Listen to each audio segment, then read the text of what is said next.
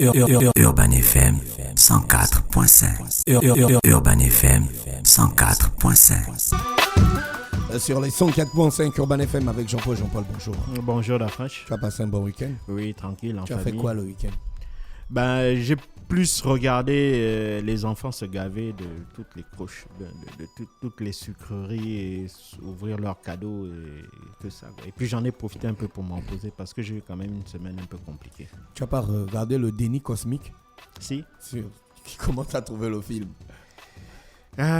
Disons que la fin m'a laissé un peu... Dès que j'ai terminé de suivre le film, là, je suis allé resuivre Greenland.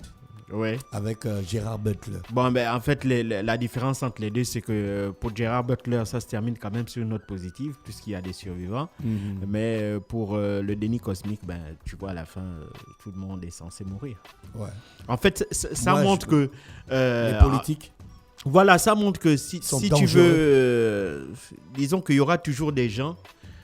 C'est-à-dire que quel que soit le danger auquel fait face l'humanité, il y aura toujours des gens pour remettre ça en question et mettre en avant des intérêts égoïstes, des intérêts particuliers qui n'ont absolument rien à voir avec... Mais c'est quand même une caricature énorme de l'homme politique. Non, mais moi je suis sûr que si ça devait vraiment arriver, si on fait la comparaison entre Greenland et le déni cosmique, je pense que le déni cosmique est le scénario qui, à mon sens, est plus proche de la réalité.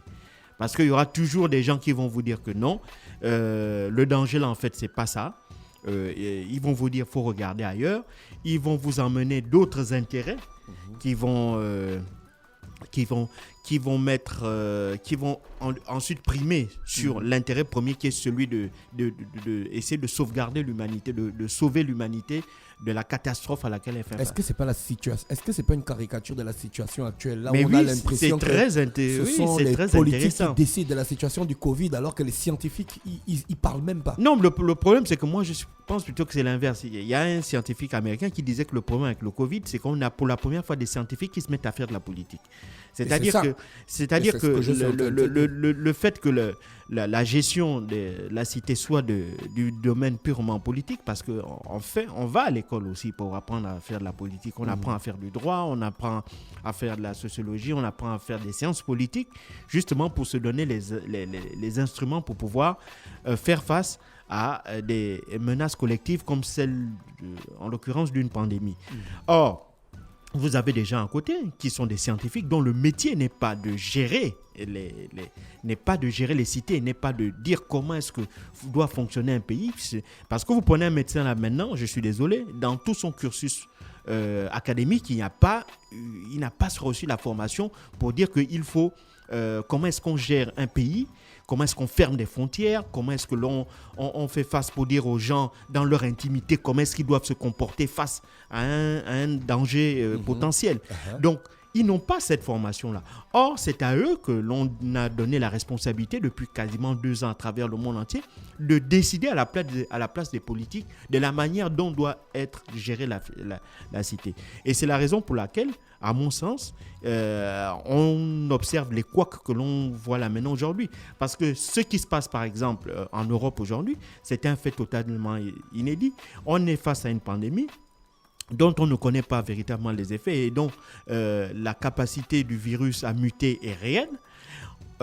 On nous a dit il y a 2 ans qu'il fallait attendre le vaccin. Entre toute autre thérapie, il fallait attendre le vaccin parce que c'était le vaccin qui devait nous protéger et qui devait mettre un terme à cette pandémie pour revenir à une vie normale. Après, on constate qu'on nous dit que non, finalement, le vaccin ne va pas nous permettre de revenir à une vie normale. Le vaccin va nous empêcher d'avoir des formes sévères. Mais on pourra au début on disait même que le vaccin va de vie normale, donc plus de masques, plus de distanciation sociale, etc. Après on nous dit que non, finalement le vaccin va nous empêcher d'avoir des formes sévères, mais les distanciations sociales et autres mesures il faut les maintenir. Après on nous dit que finalement les 1 ou 2 doses que l'on nous donne par vaccin ne sont même plus capables de nous garantir d'avoir les formes graves. Ce qu'il faudrait faire, c'est maintenant ajouter des doses. Parce qu'on se rend compte que le laps de temps durant lequel le vaccin vous garantissait une certaine protection immunitaire, on se rend compte que ce temps-là ne cesse de diminuer plus le temps évolue. Donc, la période de protection diminue avec le temps. Et donc, il faut multiplier les doses. Mais jusqu'à quand ? Hein? D'abord, on nous a dit qu'il fallait d'abord vacciner les personnes les plus âgées parce que ce sont elles qui sont les plus fragiles et en plus des personnes qui ont des comorbidités. Après, on nous dit non. Il faut aussi vacciner les personnes qui sont saines parce que ce sont elles qui sont susceptibles de contaminer les personnes qui sont fragiles. Après, on lui dit que non, il faut multiplier les doses pour les personnes qui sont les plus fragiles parce que sinon... Donc du coup... Est-ce que tu as l'impression que si c'était le politique qui aurait géré, la situation devait être différente? Je pense oui. Mais dans le déni cosmique, c'est le politique qui gère et la situation est non, dans le déni cosmique, le politique se plie devant le businessman. C'est-à-dire qu'il vous dit que non, mais écoutez, la comète là qui fait potentiellement... bon, on ne va pas spoiler le film, mais là, il faut voir une opportunité. Mais c'est exactement ce qui s'est passé pour la pandémie. Les gens ne se rendent pas compte. Vous avez une maison comme Pfizer, pour ne pas la citer. Vous savez combien Pfizer va gagner rien que cette année 2021? Vous allez sur Internet, vous regardez les chiffres, 30 milliards de dollars de bénéfices. 30 milliards de dollars. Si on regarde Moderna, si on regarde Johnson & Johnson, si on regarde les entreprises pharmaceutiques qui fabriquent les vaccins, ce sont les véritables gagnants de cette pandémie-là. Hormis les entreprises de vente en ligne comme Amazon et autres là, hein, les géants de l'Internet. Mais les autres grands gagnants de la pandémie depuis 2 ans, ceux qui s'en mettent vraiment plein les poches, ce sont les firmes pharmaceutiques. Pourquoi? Parce qu'elles n'ont que ce mot-là, vaccin, vaccin, vaccin. On vous dit 1 dose, puis 2 doses, puis une 3e dose. Maintenant, on parle de doses de rappel. Maintenant, ces doses de rappel vont aller jusqu'à quand? On a dit on ajoute une 3e dose, mais certains scientifiques disent déjà que potentiellement, il se pourrait que l'on vous demande une 4e, voire une 5e dose à l'avenir, alors qu'on ne connaît même pas les effets à long terme de la multiplication des doses sur les individus. Donc, c'est un peu ça. Or, derrière, quand on multiplie les doses, ça crée déjà une forte... Ça fait du chiffre et puis aussi ça crée de la pression parce qu'il y aura des pays qui vont dire qu'au nom de leur souveraineté, au nom de la protection qu'ils doivent accorder à leur population, ils vont faire de la rétention des doses au détriment des pays qui n'ont pas cette capacité-là, qui n'ont pas cette industrie de production de vaccins et donc qui ne pourront pas, elles, avoir suffisamment de vaccins pour protéger leur population. Surtout que, comme je le dis, puisqu'on nous dit que pour se vacciner, il faut atteindre l'immunité collective, mais l'immunité collective avec combien de doses maintenant? Si on vous dit que 2 doses ne suffisent pas, puis il va falloir repasser à 3, à 4, et toujours est-il que derrière, ensuite on va vous dire qu'il y a de nouveaux variants aussi qui arrivent. Mais c'est donc exactement ce qui s'est passé. Dans la situation actuelle, comme on parlait de déni cosmique, dans la situation, on est un peu dans... On est un peu dans la merde, il faut le dire. Mais on est vraiment, on y est dedans. Il y a 3 protagonistes. Il y a le scientifique, bien sûr. Il y a le politique et il y a le businessman. Voilà. Mais la seule différence, c'est que sur les 3 personnalités, il y a une personne qui joue les 2 rôles, le scientifique et aussi le businessman. Donc c'est ça un peu aussi qui... Ça pipe un peu les dés. Ouais, mais là, le politique, il est en connivence avec le scientifique, le businessman. Mais c'est le monde, malheureusement, c'est le monde capitaliste dans lequel on vit qui voudrait ça. C'est-à-dire qu'aujourd'hui, le politique, lui, se dit que pour être réélu, il me faut de l'argent. Et pour avoir de l'argent, il faut que je me tourne vers les businessmen. Et les businessmen disent que si vous voulez qu'on vous donne de l'argent, il faut que vous nous garantissiez un accès à un certain nombre de choses qui peuvent nous permettre, nous, de continuer à gagner de l'argent. C'est exactement ce qui s'est passé et c'est exactement ce qui se passe là maintenant. C'est-à-dire qu'aujourd'hui, vous allez avoir dans la plupart des conseils scientifiques, pour le cas des pays africains, je ne sais pas exactement qu'est-ce qui se passe, mais quand vous regardez la plupart des conseils scientifiques en Europe et ailleurs, vous avez des personnalités qui sont de connivence avec des firmes pharmaceutiques, alors que normalement, pour une question d'éthique, elles ne devraient pas occuper ces fonctions-là. On sait que la plupart des firmes pharmaceutiques financent à bout de bras des laboratoires, des chercheurs et autres, pour que ceux-ci aillent vendre, si tu veux, la bonne parole des firmes pharmaceutiques qui disaient que non, un procédé thérapeutique pour guérir du Covid, c'est-à-dire que si on est atteint du Covid, on peut essayer de chercher des médicaments qui puissent vous permettre de guérir. On a dit non, on met ça de côté. On a attaqué tous les protocoles que l'on avait découverts et qui potentiellement, je préfère parler de potentiellement, ont eu des effets contre la Covid-19. Je ne reviendrai pas sur l'hydroxychloroquine, sur l'azithromycine et d'autres médicaments. On a tiré à boulet rouge sur ces médicaments en disant que non, ils avaient des effets secondaires secondaires, notamment des arythmies cardiaques, en l'occurrence pour ce qui est de la chloroquine, sur les personnes. Et donc, ça tuait. C'était un traitement qui tuait plus qu'il ne guérissait. Alors que derrière, et on nous disait non, il faut patienter. Les vaccins arrivent. Dès que les vaccins vont arriver, tout va revenir à la normale. Et puis là, on apprend que les mêmes firmes pharmaceutiques qui nous ont vendu des vaccins préparent déjà la sortie de médicaments thérapeutiques. C'est le cas de Pfizer. Pfizer a déjà obtenu une autorisation de mise sur le marché de l'Agence américaine du médicament sur un médicament que l'on prend une fois qu'on est atteint du Covid.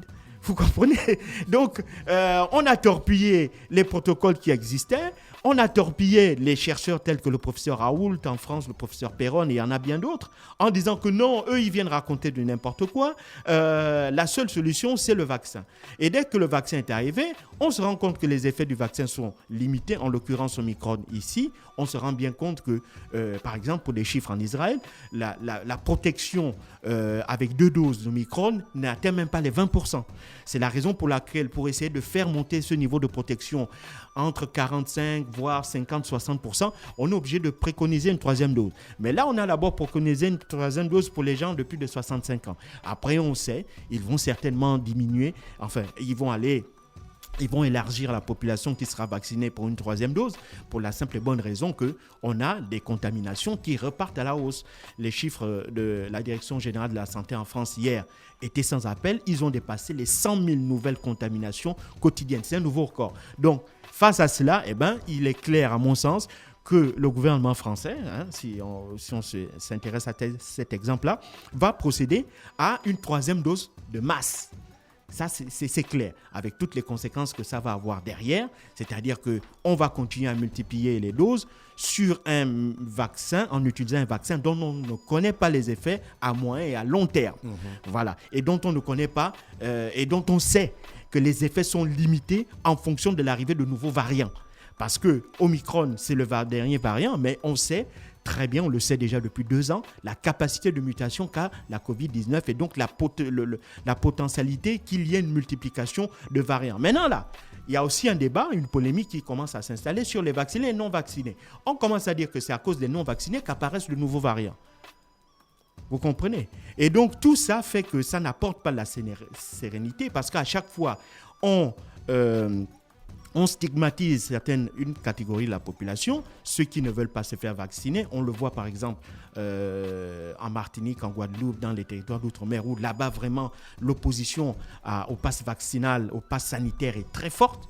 Et donc on commence à dire que dans ces zones-là, si on voit une augmentation, les augmentations que l'on voyait ces derniers mois du nombre de contaminations est due au fait que c'est parce que la population ne voulait pas se vacciner. Mais avec plus de 87% de population vaccinée dans la métropole, comment expliquer qu'on dépasse la barre des 100 000 nouvelles contaminations par jour en France? Vous comprenez? Donc ça, on se rend compte que ce discours stigmatisant, c'est un discours que les médecins ont d'abord véhiculé en disant que c'est la faute à une catégorie de la population qui ne veut pas respecter la santé des autres, qui ne veulent pas respecter les prescriptions sanitaires. Et donc tout ça fait que le virus existe toujours du fait des mauvais agissements de ces populations-là. Or, on se rend compte que c'est totalement faux.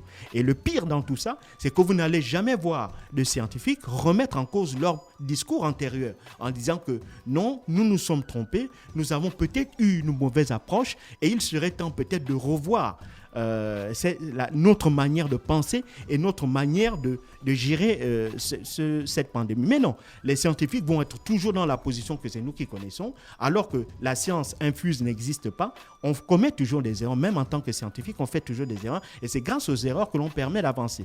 Mais depuis 2 ans, il est rare où je n'ai jamais entendu un scientifique venir dire, surtout ceux qui viennent parler du Covid, quel que soit le pays, venir dire que au cours de ces 2 dernières années, nous avons peut-être commis des erreurs ou nous avons certainement commis des erreurs parce que s'ils n'avaient pas commis d'erreurs, je suis sûr qu'on ne serait pas dans la situation dans laquelle nous sommes actuellement. C'est-à-dire qu'on fait des promesses que l'on n'arrive pas à tenir, on prend des engagements que l'on ne tient pas et aujourd'hui, on revient exactement à la même étape d'il y a 2 ans.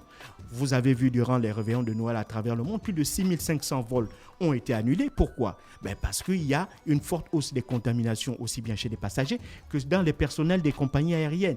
Vous prenez le personnel navigant, vous prenez les pilotes, vous prenez le personnel au sol. Et donc, tout ça fait qu'aujourd'hui, on revoit une hausse des contaminations. Et pire encore, on a une stigmatisation des personnes qui n'ont pas de troisième dose ou qui n'ont pas été vaccinées. Dans certains hôpitaux en France, il y a un scandale qui est sorti. Certains médecins refusent d'accueillir aux urgences des personnes qui n'ont pas été vaccinées. Donc, tu vois qu'on est totalement dans de l'irrationalité et cela est dû au fait qu'il faut l'admettre, on a des scientifiques qui croyaient avoir la science infuse et qui refusent d'admettre que quelque part, ils se sont trompés et qu'ils ont une part de responsabilité aussi dans le mauvais état des chiffres de la pandémie actuelle. Merci Jean-Paul avec nous ce matin sur les 104.5 Urban FM, la station urbaine dans l'UDA Fresh Morning. On avait fait un tour sur l'actualité internationale. On est parti vite. Hein. Ouais. Merci, restez connectés. On se retrouve juste derrière. Urban FM 104.5.